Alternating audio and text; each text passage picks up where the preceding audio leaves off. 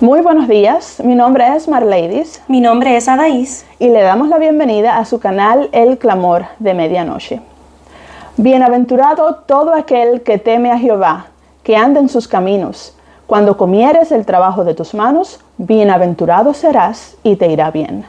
Tu mujer será como vid que lleva fruto a los lados de tu casa, tus hijos como plantas de olivo alrededor de tu mesa. He aquí que así será bendecido el hombre que teme a Jehová. Bendígate Jehová desde Sión, y veas el bien de Jerusalén todos los días de tu vida, y veas a los hijos de tus hijos. Paz sea sobre Israel. En esta mañana tendremos nuestro tema a través de nuestro hermano Emmanuel Vallejo del canal Infonon. A él y a todos ustedes le damos la bienvenida. Hoy a ti, el Israel espiritual, con estas palabras de compromiso y bendición, te damos la bienvenida. Dios te bendiga.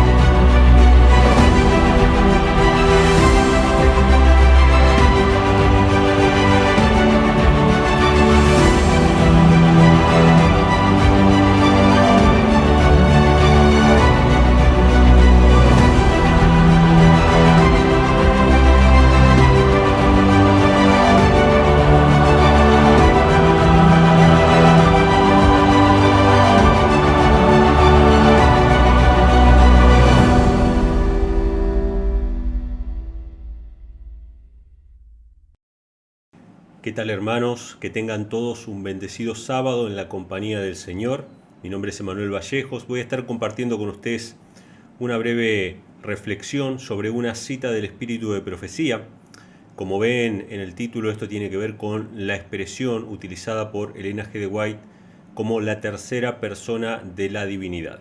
Antes de comenzar, voy a hacer una breve oración para que el Señor nos acompañe y podamos sacar una reflexión, algún mensaje claro de lo que vamos a compartir hoy. Querido Padre, en el nombre de Jesús venimos a ti para pedirte que nos acompañes y nos bendigas, más allá de las citas del Espíritu de Profecía o de algún texto bíblico que vayamos a referenciar, que tú hables a nuestro corazón por medio de tu Espíritu Santo para entender las verdades que tienes para nosotros en este tiempo. En el nombre de Jesús te damos las gracias. Amén. Muy bien, vamos a hablar acerca de una cita del Espíritu de Profecía muy controvertida, que la voy a leer, la voy a compartir con ustedes para que tengamos en claro de qué estamos hablando. Probablemente es la cita más controvertida de Elena G. de White, sobre todo, obviamente, en este tema relacionado con la deidad.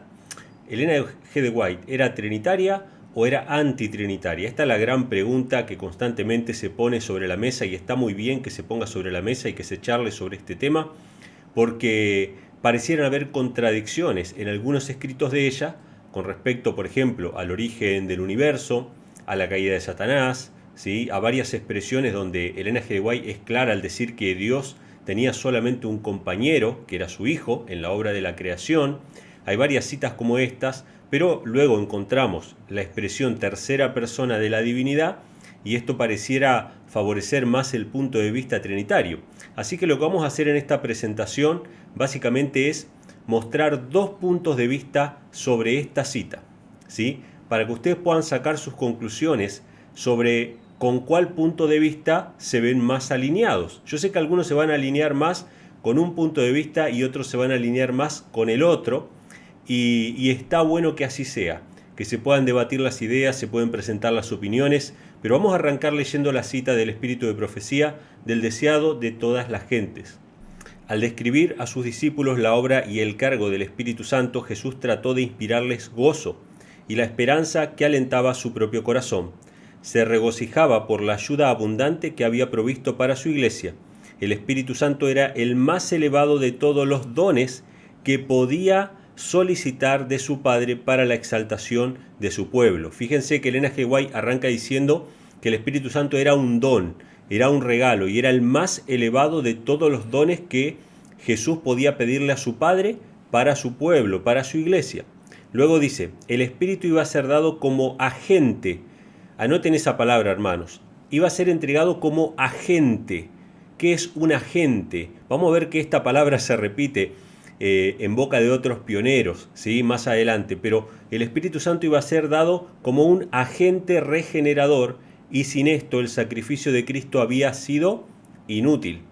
El Espíritu Santo iba a ser dado como un agente regenerador, o sea, para restaurar la vida de las personas. Sin el Espíritu Santo, la muerte de Cristo hubiese sido totalmente inútil. Es decir, si Cristo muere en la cruz del Calvario para pagar la deuda de mi pecado, pero yo no nazco de vuelta del Espíritu Santo, si yo no tengo una nueva vida, de nada me sirve el sacrificio de Cristo. El sacrificio de Cristo es para pagar nuestra deuda de los pecados pasados, pero el Espíritu Santo nos es dado para vivir una nueva vida en Cristo Jesús. Y ahora fíjense lo que va a decir. El poder del mal se había estado fortaleciendo durante siglos y la sumisión de los hombres a este cautiverio satánico era asombrosa. El pecado podía ser resistido y vencido únicamente por la poderosa intervención de la tercera persona de la divinidad que iba a venir no con energía modificada, sino en la plenitud del poder divino. Y acá está la cita en cuestión. Elena G. White llama al Espíritu Santo la tercera persona de la divinidad. Por lo tanto, en la mente de muchos que leen esta cita, Elena G. White está aceptando la doctrina trinitaria, aceptando que hay tres personas en la divinidad que forman un solo Dios. Este solo Dios está compuesto por esas tres personas y las tres personas son coeternas, coiguales y sobre todas las cosas, algo muy importante, las tres son dignas de adoración. ¿Sí? Esto es muy importante. Esto es un detalle para remarcar. Las tres personas son dignas de adoración según el punto de vista trinitario. Y todo eso se desprende básicamente de esta declaración y de algunas otras, pero probablemente esta es la más concreta. Si yo leyera esta cita así nomás y lo dejo así nomás, digo, bueno, Elena G. White claramente era trinitaria. La expresión tercera persona claramente indica el concepto trinitario que posee actualmente la Iglesia Adventista, ¿sí? Pero la cita no termina acá. No solamente habla de la tercera persona de la divinidad, luego dice, el Espíritu es el que hace eficaz lo que ha sido realizado por el Redentor del mundo. Por el Espíritu es purificado el corazón.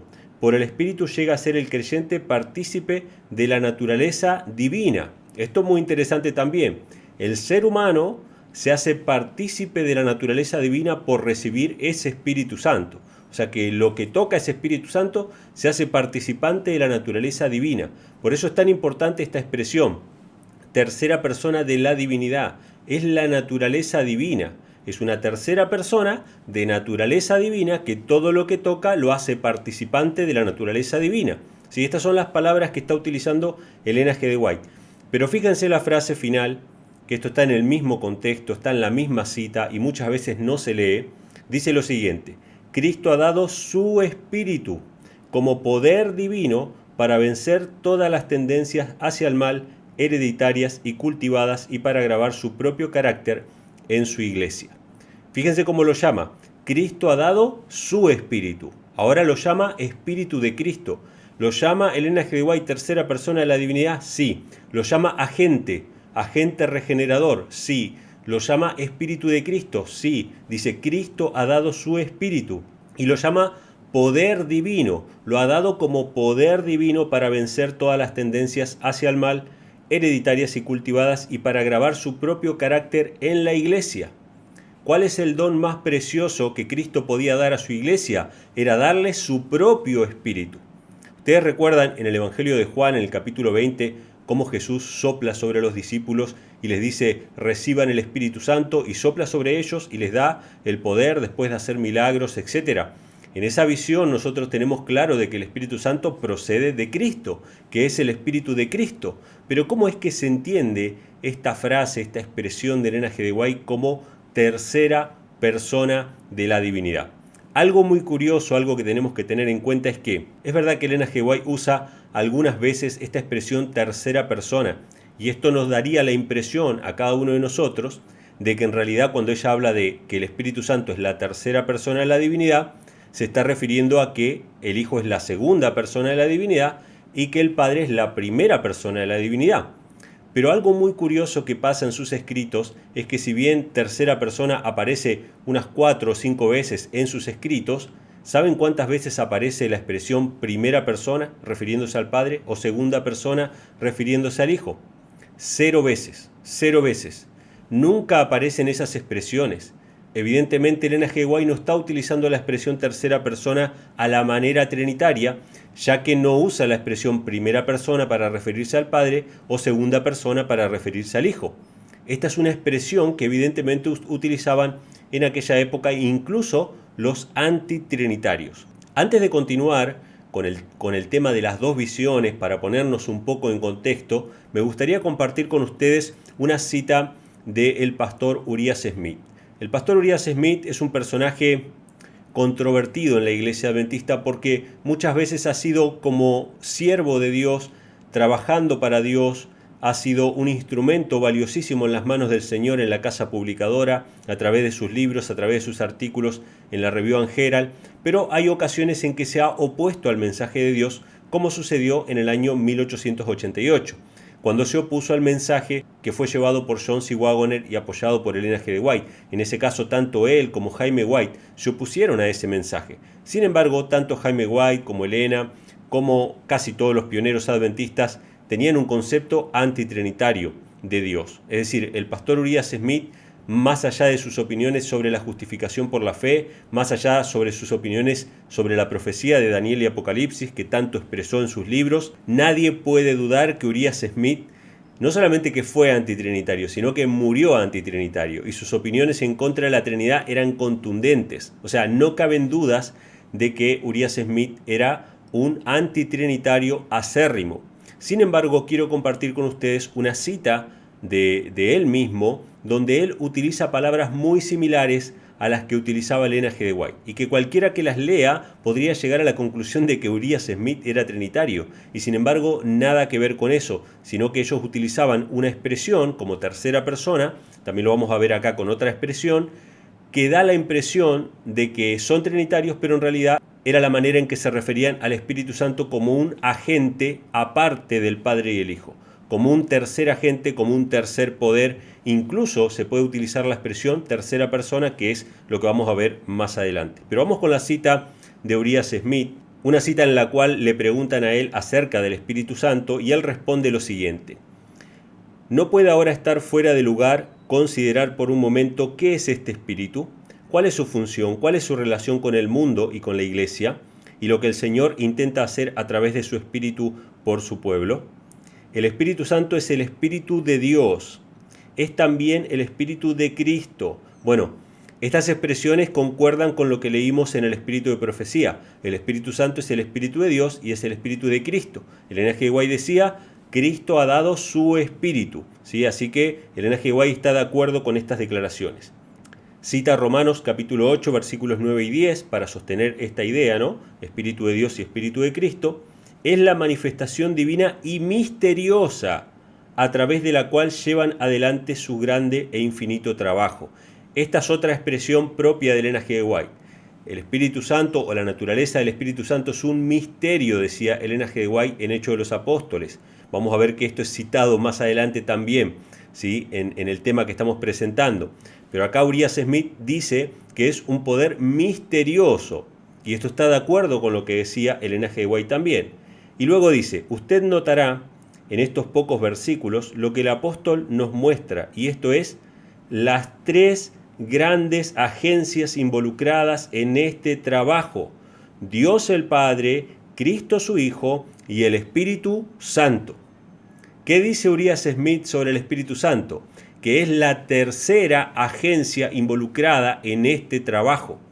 Urias Smith no es trinitario, no era trinitario, murió siendo antitrinitario, acérrimo. Él dice que el Espíritu Santo es el Espíritu de Dios y es el Espíritu de Cristo, es la manera misteriosa en que trabaja por la humanidad, pero luego dice que es la tercera agencia, que hay tres agencias, así como Elena G. White usa la palabra agencia en El deseado de todas las gentes. Urias Smith usa la palabra agencia para referirse al Espíritu Santo y dice que es la tercera agencia, porque la primera es el Padre, la segunda es el Hijo y la tercera es el Espíritu Santo, y estas tres agencias trabajan en favor de la humanidad. De la misma manera que Elena G. White dice que hay tres poderes en el trío celestial que trabajan en favor de la humanidad. Y no podemos decir por eso que Urias Smith era trinitario, sería una locura admitir que Urias Smith era trinitario. Él podía tener diferentes opiniones con Jaime White o con John C. Waggoner, ¿sí? Incluso con Elena G. White en una oportunidad, pero en este punto estamos claros de que tanto Elena G. White como Urias Smith consideraban que habían tres agencias y tres poderes, y sin embargo eso no los convertía en trinitarios. De hecho, llaman al Espíritu Santo Espíritu de Dios y Espíritu de Cristo. Pero yo no quisiera concentrarme en la persona de Urias Smith, aunque es un personaje súper interesante. Elena G. White dice que Urias Smith y el libro que él escribió sobre Daniel Apocalipsis debía ser repartido como hojas de otoño junto con el conflicto de los siglos, junto con el deseado de todas las gentes, ¿sí? Junto con patriarcas y profetas, porque estos libros desenmascaraban a Satanás, ¿sí? Porque tanto Urias Smith como Elena G. White se encargan de hablar acerca de la caída de Lucifer y cuál fue la causa de la caída de Lucifer, y plantean esto, ¿no? De Jesús como hijo de Dios en el cielo, los celos de Lucifer, etcétera, etcétera. Por eso es un personaje muy interesante, pero yo quiero basarme en dos personajes, dos pioneros, podríamos decir, de la época de Elena G. White, que tenían dos visiones distintas sobre la expresión tercera persona de la divinidad. Uno de ellos fue el doctor John Harvey Kellogg, ¿sí? El controvertido doctor Kellogg, y el otro fue el hijo de Elena G. White, William White. O sea que lo que vamos a ver en esta presentación es Kellogg versus White, pero no Elena G. White, sino su hijo William White. Antes de ver las opiniones que tuvieron cada uno de ellos sobre la expresión tercera persona de la divinidad, lo que vamos a hacer es un pequeño repaso acerca de lo que Elena G. White decía sobre ambas personas. Y la primera descripción que vamos a ver es la descripción del doctor John Harvey Kellogg. La sierva del Señor escribe no solamente sobre Kellogg, sino sobre la obra de Kellogg, que fue escribir el libro El Templo Viviente, y dice lo siguiente. Voy a poner todas las referencias en la pantalla para que ustedes las puedan ver. No os engañéis, muchos se apartarán de la fe prestando atención a espíritus engañadores y a doctrinas de demonios. Tenemos ahora delante de nosotros el alfa de este peligro, la omega será de una naturaleza asombrosísima. Elena G. White llama al panteísmo que empezó a difundir el doctor Kellogg en su libro El Templo Viviente, el alfa de la apostasía, y ella dice que la omega iba a ser de naturaleza asombrosísima. Esto es muy interesante, esta es la introducción nada más de lo que Elena G. White tiene que decir sobre esa apostasía que se estaba viviendo en la época del doctor Kellogg en el adventismo. Dice, necesitamos estudiar las palabras que pronunció Cristo en la oración que ofreció precisamente antes de su juicio y crucifixión. Fíjense qué interesante. Ella va a hablar acerca de la apostasía alfa que se está viviendo, acerca de las influencias del doctor Kellogg y de sus puntos de vista que espiritualizaban la personalidad de Dios y su presencia, y para combatir esta falsa doctrina, ella dice, lean el capítulo 17 del Evangelio de Juan, lean la oración que hizo Cristo antes de ascender al cielo. ¿Y qué decía esa oración? Estas cosas habló Jesús, levantando los ojos al cielo, dijo, Padre, la hora ha llegado, glorifica a tu Hijo para que también tu Hijo te glorifique a ti, como le has dado potestad sobre toda carne, para que dé vida eterna a todos los que le diste. Y esta es la vida eterna, que te conozcan a ti, el único Dios verdadero, y a Jesucristo a quien has enviado. Una cosa muy interesante que se desprende de este pasaje es que la vida eterna, según Cristo, consiste en conocer al Padre y al Hijo. Luego hay otras citas del Espíritu de Profecía donde ella dice que para que no haya confusión sobre la personalidad del Padre y del Hijo, y que la unidad que existe entre el Padre y el Hijo no destruye la personalidad individual de cada uno, hay que leer Juan capítulo 17 para no ser engañados por los sofismas de Satanás que estaban circulando en aquella época. Hay otras referencias de Elena G. White donde ella recomienda leer Juan 17. Juan 17 es un ancla, porque ahí Jesús habla de la unidad entre el Padre y el Hijo y la compara con la unidad de los discípulos, diciendo que ellos sean uno, como tú y yo, Padre, somos uno. ¿Sí? Y Elena G. White agrega, uno en carácter, uno en propósito. El Padre y el Hijo son uno en carácter, en propósito y en naturaleza. Nosotros no podemos ser en naturaleza uno con el Padre y el Hijo, pero sí en carácter y en propósito. Y somos hechos participantes de la naturaleza divina. No somos de naturaleza divina, pero somos hechos participantes de la naturaleza divina y podemos ser uno con el Padre y el Hijo. Por lo tanto, cuando la Biblia dice que el Padre y el Hijo son uno, no son uno en el sentido misterioso trinitario de que es un Dios formado por 2 o 3 personas. Si fuera así, entonces todos los que sean uno con el Padre y el Hijo serían parte de ese Dios también. Eso es absurdo. Lo que la Biblia presenta en Juan 17 es la unidad que existe entre el Padre y el Hijo, que es comparable con la unidad que existe entre los discípulos, el Padre y el Hijo. Entonces Elena G. White recomienda, para combatir la apostasía alfa de Kellogg, leer Juan 17. Todo lo que estoy leyendo ahora está en el mismo contexto de Mensajes Selectos tomo 1. ¿Sí? Esto arranca desde la página 231 y yo he elegido algunas porciones para no leer todo, pero se extiende hasta la página 237. Así que lo pueden leer a toda esta historia de la apostasía alfa allí. Elena G. White dice así: por el tiempo cuando se publicó Living Temple, pasaron delante de mí durante la noche símbolos que indicaban que algún peligro se avecinaba y que debía prepararme para él, poniendo por escrito las cosas que Dios me había revelado acerca de los principios fundamentales de nuestra fe. O sea, Elena G. White fue advertida que el libro de Kellogg podía traer herejías, engaños, y ella tenía que pasar por escrito los principios fundamentales de la fe, que de hecho los principios fundamentales de la fe, que habían sido desarrollados durante los últimos 50 años, ¿sí? Desde 1845 hasta 1905 aproximadamente, esos principios eran principios de una iglesia no trinitaria, y Kellogg se estaba queriendo introducir conceptos erróneos sobre la personalidad de Dios y sobre su presencia.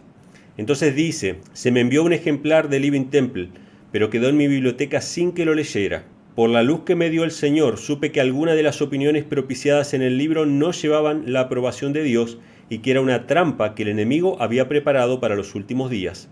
Pensé que eso sería ciertamente discernido y que no sería necesario que yo dijera nada en cuanto a él.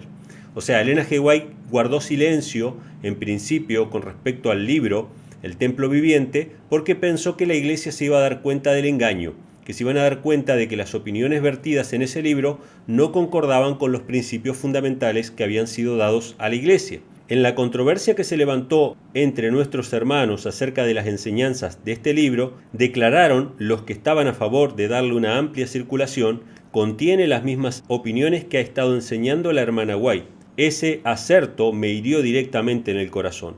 Me sentí quebrantada, pues sabía que esa conclusión no era verdadera. O sea que ella no dijo nada, la gente compró el mensaje del libro y dijeron: sí, esto es exactamente lo que dice Elena G. White, y querían darle amplia difusión. Y cuando Elena G. White escuchó que lo que decía Kellogg era lo mismo que ella decía, se sintió herida profundamente. Cuando somos de alguna manera defraudados por nuestros hermanos, que pensamos que hemos hablado claro sobre algo, y la gente viene y tuerce nuestras palabras, ¿no? Haciéndonos decir cosas que no dijimos, ¿no? Fíjense, esto pasaba en la época de Elena G. White. A Elena G. White se le atribuían enseñanzas que ella nunca había hecho. Pero como Kellogg y otros citaban a Elena G. White para sostener sus puntos de vista, la gente compraba de que sí, Elena G. White creía igual que Kellogg. Y esto no era verdad. Y ahora va a aparecer el segundo personaje, ¿sí? Que es William White, el hijo de Elena G. White. Finalmente mi hijo me dijo: mamá, debes leer por lo menos algunas partes del libro para que puedas ver si está en armonía con la luz que Dios te ha dado. Se sentó a mi lado y juntos leímos el prefacio y la mayor parte del primer capítulo y también párrafos de otros capítulos. A medida que leíamos, reconocí las mismas opiniones contra las cuales se me había ordenado que hablara en forma de advertencia durante los primeros días de mis trabajos públicos. O sea, ella reconoció en el libro El Templo Viviente del Dr. Kellogg, al leer algunas porciones cuando se sentó con William White, el hijo le dijo: mamá, tenés que sentarte a leer para ver si realmente es verdad que está en armonía con tus escritos. Ella se sentó a leer, vio unos cuantos párrafos y se dio cuenta de que eran exactamente las doctrinas contra las cuales Dios le dijo que hablara en sus primeros años de ministerio público. En sus primeros años. O sea que los que vengan después a decir: no, pasa que Elena G. White antes era no trinitaria, pero después se hizo trinitaria. ¿Cómo es esto? Acá Elena está diciendo que Kellogg se está presentando cosas contra las cuales ella habló en sus primeros años de ministerio, primeros escritos.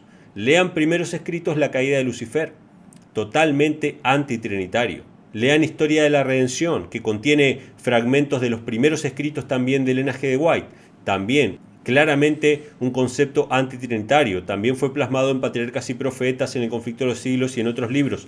El origen de Lucifer y su caída y su rebelión, y el origen del conflicto en definitiva, es lo que Dios le mandó a Elena G. White predicar en sus primeros años. O sea que el libro de Kellogg contenía las mentiras que Elena G. White había denunciado en sus primeros años de ministerio. Qué tremendo que es esto. Cuando salí del estado de Maine, dice, fue para ir a Vermont y Massachusetts para dar un testimonio contra estas opiniones. El Templo Viviente contiene el alfa de esas teorías. Acá está bien clarito. Cuando ella habla de la apostasía alfa y la apostasía omega, se está refiriendo a Kellogg.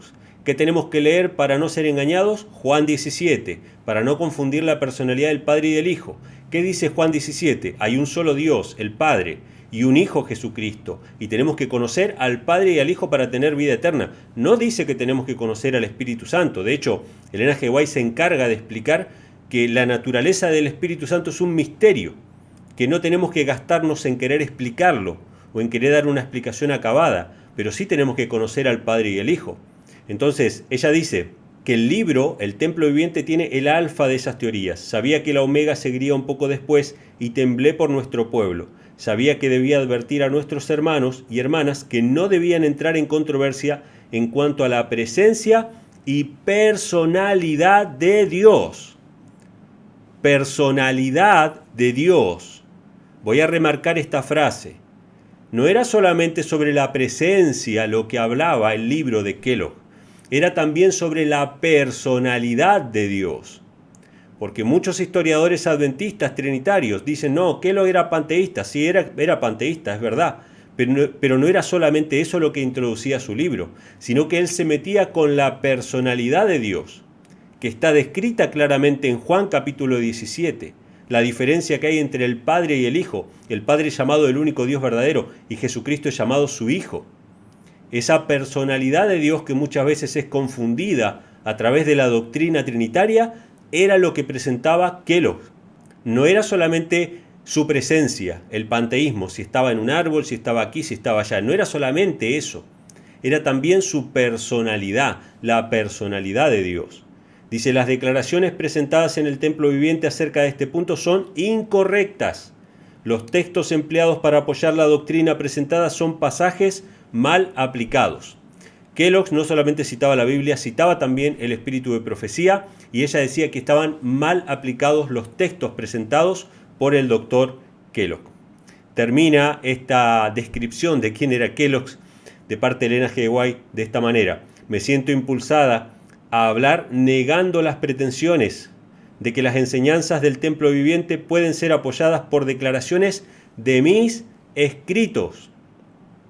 Ella tuvo que salir a aclarar y a decir: miren, el Templo Viviente, las ideas que están ahí, no pueden ser apoyadas por mis escritos.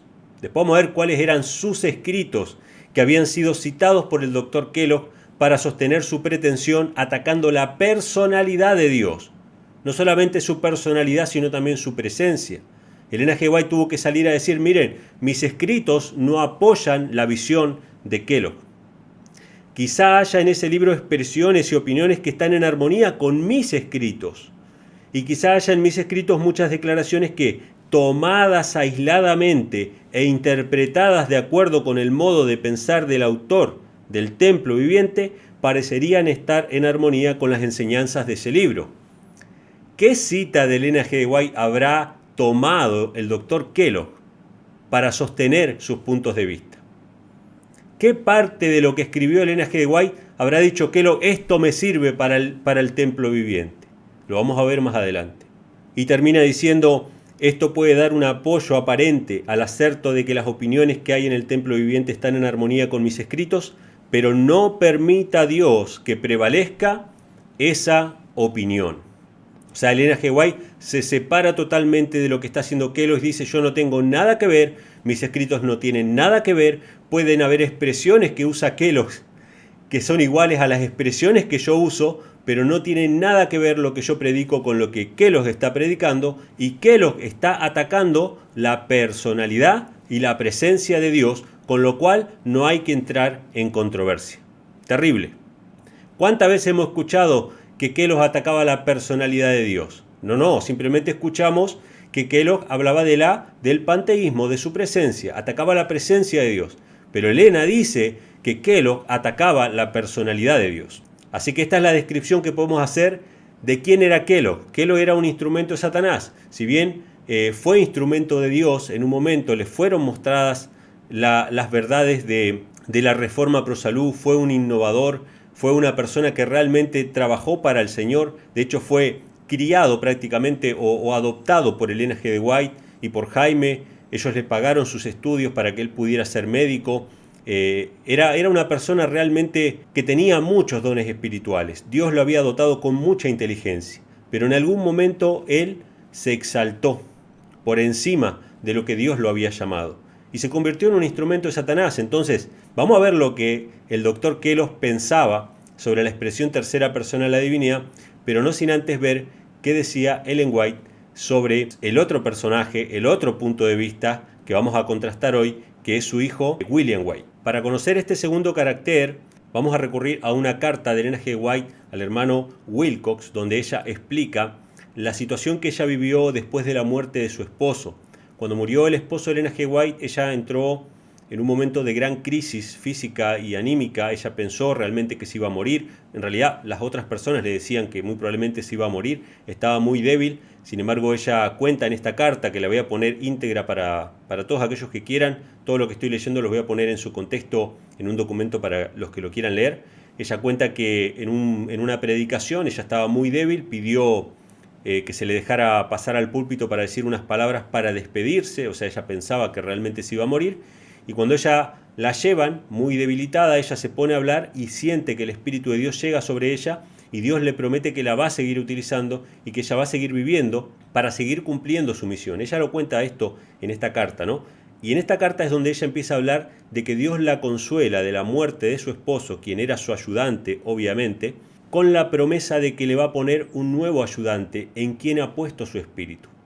Lo que vamos a leer ahora es absolutamente conmovedor. Yo no sé cuántos de nosotros que somos padres no nos gustaría que Dios nos consuele con promesas como esta sobre nuestros hijos. Realmente a mí me conmueve saber lo que habrá sentido Elena G. de White después de la muerte de su esposo, de que Dios le hable de esta manera acerca de nuestro segundo testigo de esta presentación, que es William White, su hijo, ¿sí? Quien fue ayudante de Elena G. de White. Dios le dijo lo siguiente, voy a poner la cita en pantalla para que la puedan leer. Después de este caso, de lo que mencionamos de que ella recibió el Espíritu de Dios en la iglesia y fue fortalecida, se me explicó que el Señor me había levantado para dar testimonio de Él en muchos países y que me daría gracia y vigor para la obra. También se me mostró que mi hijo, William White, debía ser mi ayudante y consejero y que el Señor colocaría sobre él el espíritu de sabiduría y ecuanimidad. Se me mostró que el Señor lo guiaría y que no sería descarriado. Gloria a Dios, hermano. Qué tremendo esto. Dios le mostró a Elena G. White que su hijo iba a recibir espíritu de sabiduría y que no sería descarriado, porque reconocería la dirección y orientación del Espíritu Santo. Gloria a Dios. La primera descripción que vimos del doctor Kellogg mostraba que se había levantado contra Dios, que se había descarriado, que había empezado a cuestionar la personalidad y la presencia de Dios. Pero la descripción que vemos de William White es que iba a ser un siervo de Dios, que Dios iba a poner su espíritu en él, que no iba a ser descarriado y que iba a reconocer la dirección y la obra del Espíritu Santo. ¡Wow! Gloria a Dios, hermanos. Son dos personajes distintos, dos visiones distintas, y usted al final de esta presentación va a poder decidir qué punto de vista quiere adoptar sobre esta declaración de Ellen G. de White. Entonces dice lo siguiente: se me dio la seguridad, no estás sola en la obra que el Señor ha elegido para que hagas, serás enseñada de Dios en cuanto a la forma de presentar la verdad en su sencillez delante de la gente. El Dios de verdad te sostendrá y se darán pruebas convincentes de que te está guiando. Dios te dará su Espíritu Santo y su gracia y sabiduría y poder protector estará contigo. Esto es lo que dice Dios a Ellen G. de White. Luego añade lo siguiente: el Señor será tu instructor, te encontrarás con influencias engañosas, apostasía alfa, apostasía omega, vendrán de muchas maneras como panteísmo y otras formas de incredulidad, pero anda donde yo te guiaré y estarás segura. Pondré mi espíritu sobre tu hijo y será fortalecido para hacer su obra. Tiene la gracia de la humildad. Marquen esa frase, hermanos. ¿Qué tenía William White? ¿Por qué podía ser utilizado por Dios? Porque era humilde. Él no creía que sabía todo. Él no creía que podía explicar todo. Y si Dios decía que había un misterio sobre algo, él no se creía más sabio que Dios, sino que aceptaba que había un misterio y él no lo podía explicar. Él no se ponía por encima de Dios como lo hizo el Dr. Kellogg. Él tiene, dice, la gracia de la humildad. El Señor lo ha elegido para efectuar una importante obra. Para ese propósito nació. ¡Wow! ¡Qué tremendo! Yo no sé cuántos de ustedes conocían la historia de William White, de quién era él, de cómo había sido elegido desde que nació con un propósito para hacer una obra del Señor, que iba a recibir el Espíritu Santo y que Dios le había prometido a Ellen G. de White que no se descarriaría, que permanecería firme en la verdad y que fue el sustituto de su padre para ser ayudante de Ellen G. de White. ¡Qué tremendo, hermanos! ¡Qué tremendo! Todo esto lo podemos ver a través de mayormente la correspondencia de la sierva del Señor y de otros pioneros que hablaban sobre estos temas. Este tema del Espíritu Santo, de la Trinidad, estuvo siempre sobre la mesa en nuestra iglesia. No es algo nuevo. Yo muchas veces escucho los comentarios, leo los comentarios, recibo reprensiones y recriminaciones diciendo: ustedes traen algo nuevo. Esto no es nuevo, hermanos. Esto no es nuevo. La Trinidad en todo caso es nueva dentro de la iglesia adventista. Pero esto no es nuevo. Entonces, ¿qué dice el Espíritu de Profecía sobre William White? Que era un siervo de Dios que tenía el Espíritu Santo. Este mensaje me fue dado en 1882 y desde entonces he estado segura de que la gracia de la sabiduría le fue dada. Más recientemente, en un periodo de perplejidad, el Señor dijo: te he dado a mi siervo William White y le daré juicio para que sea tu ayudante, le daré habilidad y entendimiento para que proceda sabiamente. Gloria a Dios, hermano.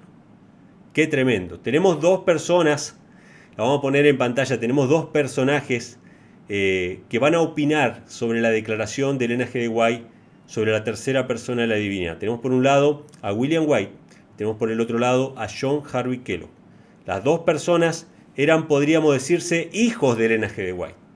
Los dos fueron criados, aconsejados y dirigidos por Ellen G. de White. Uno se exaltó a sí mismo, el otro era humilde, el otro tenía la gracia de la humildad, él no creía saber todo y Dios le dio el espíritu de sabiduría para que sea ayudante de Ellen G. de White y se le prometió a la sierva del Señor que él no se descarriaría. Sin embargo, el mismo Dios que le dijo eso sobre su hijo William, también le dijo que el libro de Kellogg traía herejías que atacaban la personalidad y la presencia de Dios. Y ambos personajes conocían lo que Ellen G. de White había escrito sobre la tercera persona de la divinidad. ¿Qué opinaba cada uno de ellos sobre lo que Ellen G. de White había dicho? Para conocer esto vamos a analizar primeramente la opinión de William White. Y esto lo podemos hacer a través de una correspondencia que él tuvo con el hermano Carr, donde este hermano le pregunta una serie de cosas a William White, ya él estando viejo, ya estando anciano, él le hace una pregunta, y yo quiero que ustedes vean la pregunta como está planteada, porque le pregunta exactamente esto acerca de la tercera persona de la divinidad y sobre el concepto que Elena G. de White tenía sobre la Trinidad. ¿Sí? Muy interesante. Fíjense cómo está planteada la pregunta dirigida a William White. En las primeras páginas del Conflicto de los Siglos se afirma que el Padre tenía un asociado, un colaborador, el único ser que podía entrar en todos los concilios y propósitos de Dios. El Padre obró por su Hijo en la creación de todos los seres celestiales. Él tiene supremacía sobre todos ellos. El pecado se originó con Satanás, quien después de Cristo había sido el más honrado por Dios y era el más alto en poder y gloria entre los habitantes del cielo. Después de Cristo fue el primero entre las huestes de Dios. El Hijo de Dios había hecho la voluntad del Padre en la creación de todas las huestes del cielo. El Hijo de Dios fue exaltado por encima de Satanás como uno en poder y autoridad con el Padre. Cristo creó a Satanás. Bueno, todas estas referencias que hace este hermano a William White es para introducir la pregunta. Yo leí, dice él, ¿no?, en el Conflicto de los Siglos, en Patriarca y Profeta, que Dios tenía un solo compañero al crear todo el universo, que Cristo estaba después del Padre, que después de Cristo estaba Lucifer, que Lucifer fue el primer rebelde, que Cristo estaba por encima de todos los demás, que Cristo fue exaltado por el Padre. Yo leí todo eso. Ahora viene la pregunta. Él está citando textualmente lo que dice el Espíritu de Profecía, pero ahora viene la pregunta del millón. Algunos de nuestros líderes insisten ahora, fíjense, esto fue en 1935, algunos de nuestros líderes insisten ahora en que el Espíritu Santo es una tercera persona de la misma naturaleza del Padre y del Hijo, un miembro del trío celestial cooperando en la creación y personalmente activo con el Padre y el Hijo. Durante muchos años he usado estas declaraciones, o sea, las anteriores, las que citó él, de la hermana White, para combatir las falsas enseñanzas relativas a la definición del Espíritu Santo. O sea, lo que está diciendo este hermano es, miren, ahora salieron muchos ministros, muchos pastores a decir que el Espíritu Santo es una tercera persona del mismo modo que el Padre y el Hijo, y que participó en la obra de la creación, y yo estoy acá citando todos los textos de Elena G. White para combatir esa falsa doctrina. Entonces le va a hacer una pregunta ahora. Fíjense todo el contexto que se hace para hacer la pregunta. ¿Tendrías la amabilidad de decirme cuál entiendes que era la posición de tu madre en referencia a la personalidad del Espíritu Santo? Qué tremendo, hermanos. Qué tremendo. En 1935, la Iglesia Adventista empieza con toda la fuerza a predicar la Trinidad. Algo que nunca había pasado anteriormente. Empiezan a predicar la Trinidad, empiezan a salir ministros diciendo, no, tercera persona, Trinidad. Entonces empezaron a predicar que Dios era una Trinidad y habían adventistas sinceros que decían, no, pero miren, acá Elena G. White dice que Dios tenía un solo colaborador, que era su Hijo, que Satanás era el que le seguía a Cristo. ¿Cómo puede ser una Trinidad? Esto no puede ser así. Entonces, como Elena G. White estaba muerta ya, le mandan la carta a William White para que les diga qué hay de esto con la expresión tercera persona de la divinidad. Porque ellos están citando tercera persona de la divinidad, que es lo que tu mamá citaba, que era lo que tu mamá creía sobre el Espíritu Santo y sobre su personalidad. Y ahora William White, este siervo de Dios, que no se descarriaría de la verdad, que tendría el Espíritu Santo porque era un ser humilde, que se negaba a sí mismo y que aceptaba los misterios de Dios, va a responder. Y yo quiero, hermanos, que tomen nota de la manera en que él responde y cómo nos cuesta a nosotros como seres humanos ser humildes y responder de la misma manera cuando no sabemos algo. Cómo nos gusta inventar teorías para cubrir los huecos que nuestra mente no alcanza a cubrir de las Escrituras. ¿Por qué no dejamos los misterios de Dios donde Dios los dejó? ¿Por qué añadimos cosas que Dios nunca ha dicho? Que tres personas coeternas, coiguales, que Trinidad, que Dios triuno. ¿De dónde salieron todas esas expresiones? Eso no está en la Biblia. Eso no está en el Espíritu de Profecía tampoco. Vamos a ver lo que respondió uno de los dos testigos sobre la expresión tercera persona de la divinidad. Esta es la carta de respuesta de William White al hermano Carr.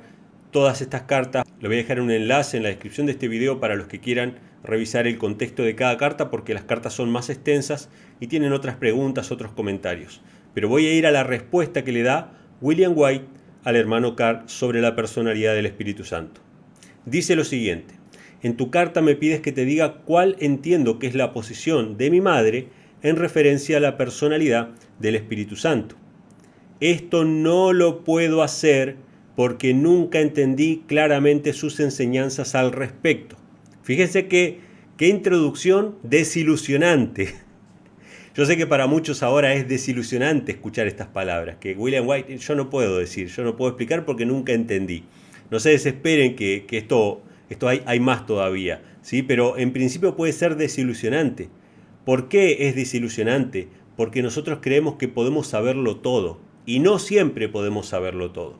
Por eso es que Elena G. White escribe en Hechos de los Apóstoles: la naturaleza del Espíritu Santo es un misterio, el silencio sobre esto es oro. Pero como nosotros nos cuesta ser humildes y reconocer que no sabemos todo, empezamos a dar explicaciones de lo que a nosotros nos parece. Pero William White empieza diciendo: yo no te puedo responder. Esperen que igual falta todavía. Dice: siempre hubo en mi mente cierta perplejidad con respecto al significado de sus declaraciones que a mi manera superficial de pensar parecían un tanto confusas. William White, este siervo de Dios que tenía el Espíritu Santo, que no se iba a descarriar, habían cosas que escribía su mamá, declaraciones que escribía su mamá, y en particular esta de tercera persona en la divinidad, que le parecían confusas, que no las podía entender. Y él no se atrevía a decir que eso había sido adulterado por otra persona. Él no se atrevía a decir que eso era trinitarismo.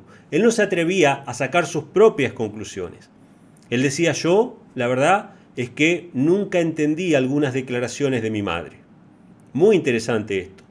A menudo me he arrepentido de no poseer la agudeza mental que podría resolver esta y otras perplejidades similares, y luego recuerdo lo que escribió la hermana White en Hechos de los Apóstoles, páginas 51 y 52. Con respecto a tales misterios que son demasiado profundos para el entendimiento humano, el silencio es oro. He pensado mejor en abstenerme de discutir y me he esforzado por dirigir mi mente a asuntos más fáciles de entender. Esto que hace el pastor William White es de mucha humildad, es de un reconocimiento muy importante, ¿no? Que nosotros podamos ser de la misma manera. Si no entendemos algo, reconocer que no lo entendemos y no querer saber más que Dios. Si Dios ha dejado ciertas cosas con un halo de misterio, y tiene un propósito obviamente que Dios deje ciertas cosas con un halo de misterio, porque así fue que comenzó el conflicto. El conflicto en el cielo comenzó porque Lucifer no podía entender por qué Dios había exaltado a su hijo, por qué lo había puesto a su hijo por encima de todos, por qué él no podía ser el tercero y consultar con el Padre y con el Hijo la obra de la creación, por qué él no podía participar de ese trío, por qué no podía ser parte de eso, por qué no podía ser él adorado juntamente con el Padre y el Hijo por todos los santos ángeles. Este es el origen del conflicto, hermanos, y si hay un halo de misterio en este tiempo sobre la personalidad del Espíritu Santo, fue puesto por Dios para probar los corazones y la lealtad de los creyentes, si adoran al Padre y al Hijo o están dispuestos a adorar a un tercero, si están dispuestos a aceptar las sugestiones de Satanás. Entonces dice William White: mientras leo la Biblia encuentro que el Salvador resucitado sopló sobre los discípulos, Juan 20:22, y les dice: recibid el Espíritu Santo. La concepción recibida de esta escritura parece estar en armonía con las declaraciones del deseado de todas las gentes, también con Génesis 1:2, con Lucas 1:4, con Hechos 2:4 y también 8:15 y 10:44. Se podría hacer referencia a muchos otros textos que parecen estar en armonía con esta declaración del deseado de todas las gentes. La expresión tercera persona de la divinidad que aparece en el deseado de todas las gentes, según dice William White, está en armonía con el hecho de que Jesús soplara su espíritu a los discípulos, que fue lo que mencionamos al principio. ¿Por qué? Porque el deseado de todas las gentes, aparte de decir tercera persona de la divinidad, dice Cristo ha dado su espíritu a la iglesia. ¿Sí? Entonces él dice que él ve que hay armonía, más allá de que no entienda ciertas expresiones de su madre. Fíjense lo que va a decir a continuación. Las afirmaciones y argumentos de algunos de nuestros ministros en su empeño por probar que el Espíritu Santo es un individuo, como lo son Dios el Padre y Cristo el Hijo Eterno, me han dejado perplejo y a veces me han entristecido.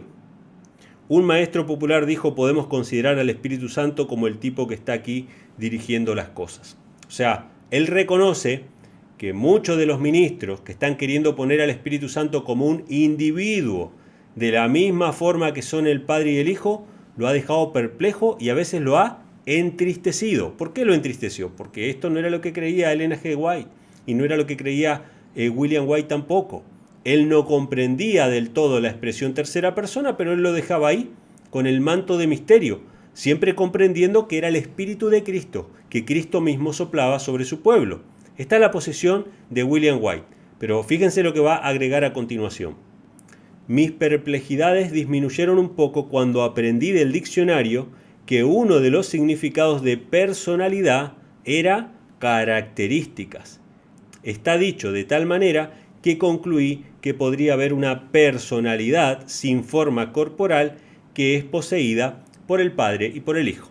Él dice, yo fui al diccionario, vi que la palabra persona o personalidad tiene que ver con las características de alguien y por lo tanto esa tercera persona de la divinidad era simplemente las características o los atributos del Padre y el Hijo que son poseídos por el Espíritu Santo. O sea, él llegó a esa conclusión.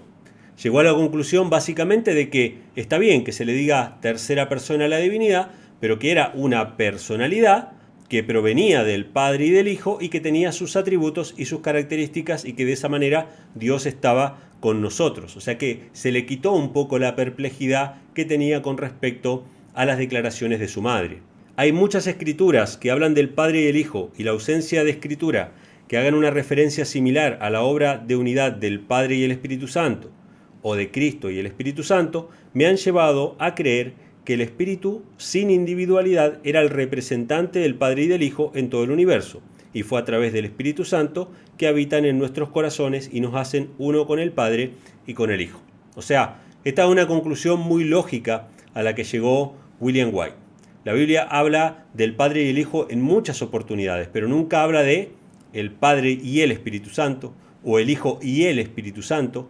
Entonces dijo, bueno, el Espíritu Santo evidentemente es una personalidad que nos trae la presencia del Padre y el Hijo, y es la manera en que ellos dos habitan en nuestro corazón. Pero de ninguna manera llegó a la conclusión de que Dios era una Trinidad por eso. De ninguna manera llegó a la conclusión de que el Espíritu Santo era una persona literalmente hablando, o una persona en absoluto, sino que era una personalidad que traía a nosotros al Padre y al Hijo. Esta es la conclusión a la que llegó William White de la expresión tercera persona de la divinidad. Él en ningún momento, y este era un hombre guiado por el Espíritu del Señor, que no se descarriaría, en ningún momento llegó a la conclusión de que su madre se había hecho trinitaria, o de que ahora había que adorar a tres personas.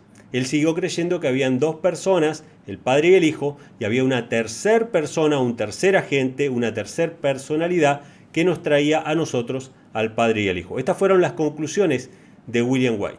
Pero ahora vamos a ver cuál era la postura de John Harvey Kellogg, de este doctor que apostató de la verdad, que había empezado a atacar la personalidad de Dios y su presencia en su libro El Templo Viviente, que fue denunciado por Ellen G. White.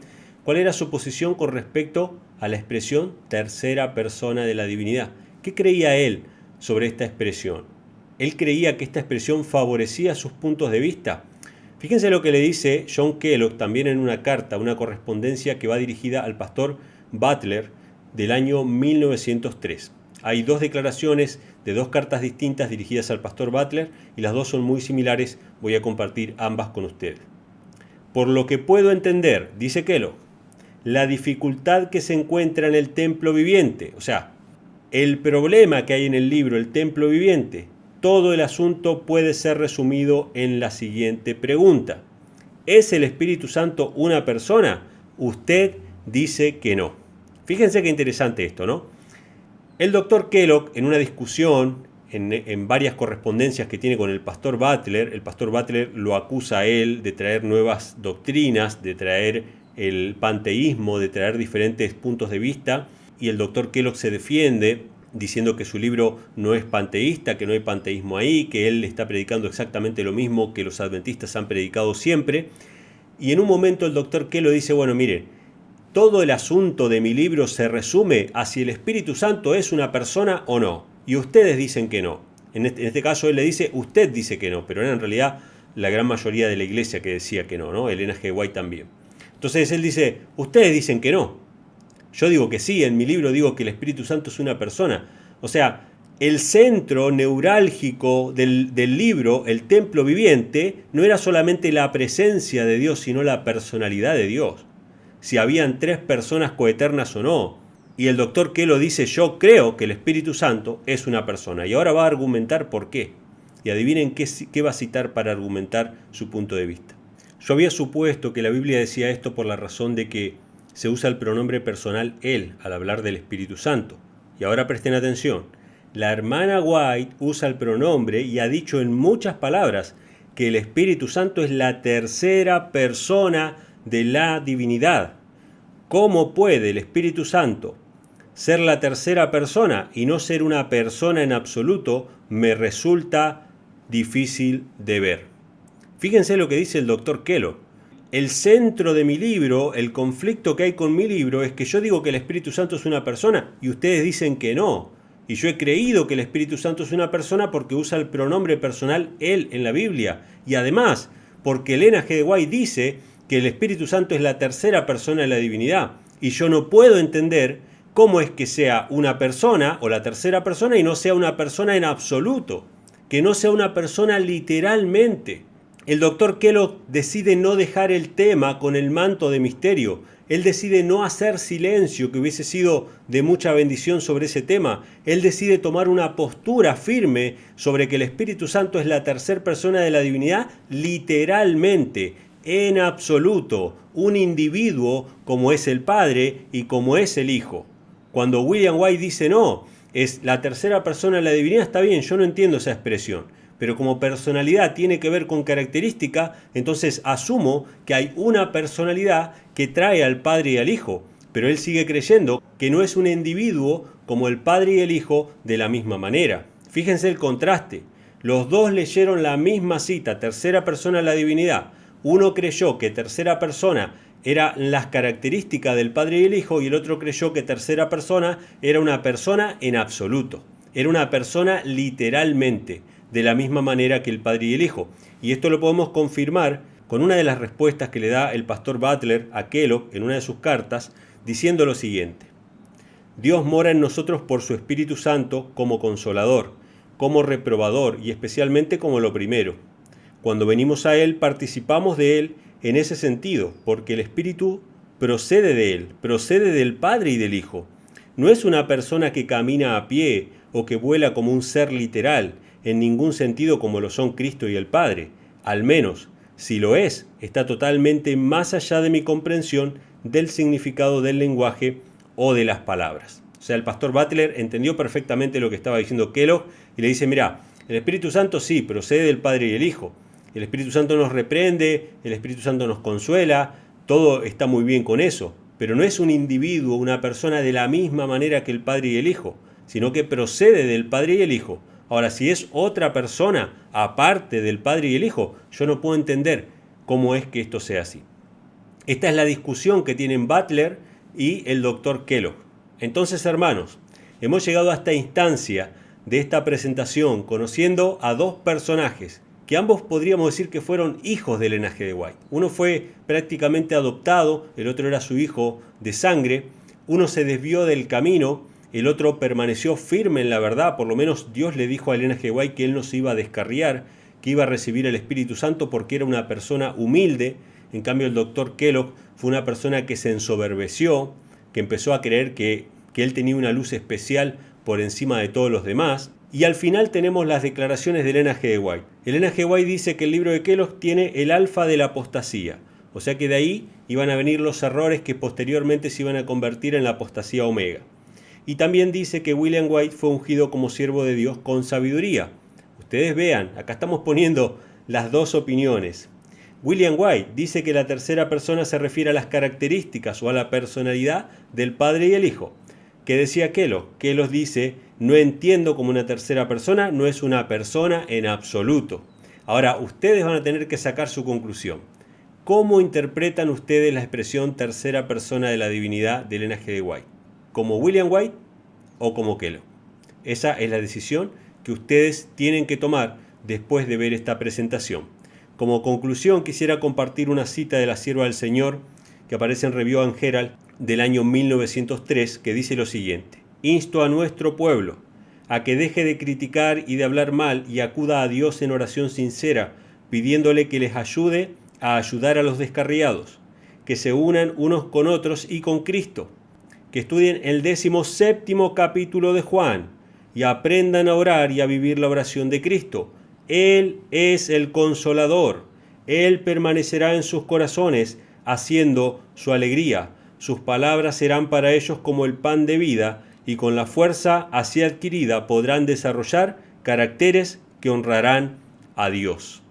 Hermanos, la exhortación de la sierva del Señor para que su iglesia esté en unidad es que leamos el capítulo 17 del Evangelio de Juan, que lo leímos al principio, que se mencionaba que era para resistir la apostasía alfa, para no ser engañado con las enseñanzas de Kellogg que atacaban la personalidad de Dios. Lean Juan 17 y ahí ustedes van a descubrir que Cristo es el Consolador.